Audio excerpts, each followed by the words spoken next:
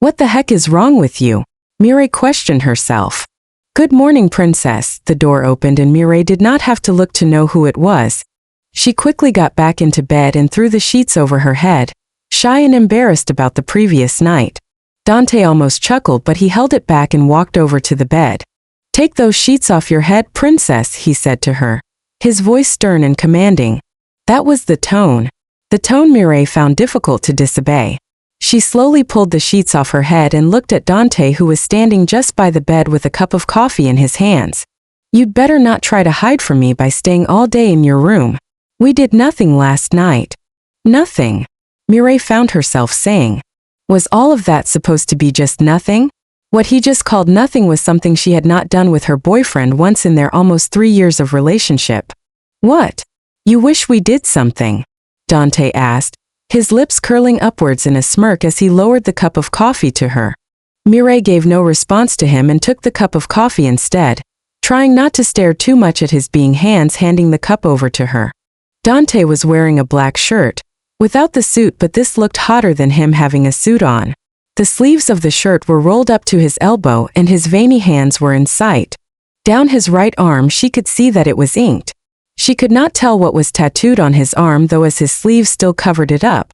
I should have ran my fingers over those last night, Mireille found herself thinking, and quickly took the cup of coffee to her lips to send the thoughts out of her head.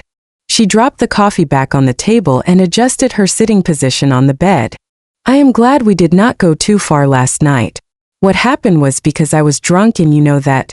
You should have stopped me, you know. She looked up at his mesmerizing gray eyes. I stopped you eventually. If I did not stop you. Dante bent over slightly. You'd have been spilt apart by me, princess.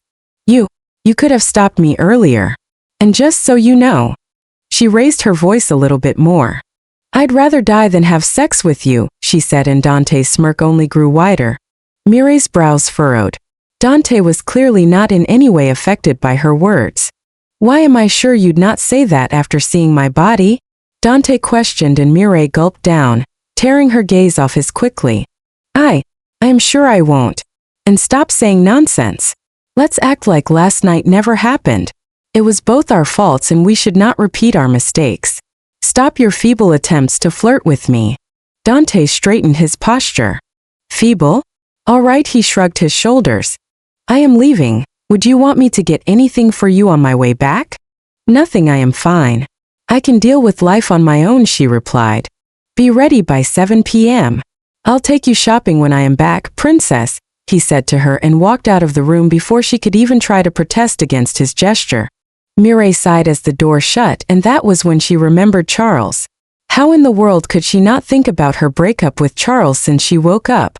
Wasn't the heartbreak supposed to be painful and hurtful, and the only thing her life revolved around for the next few days?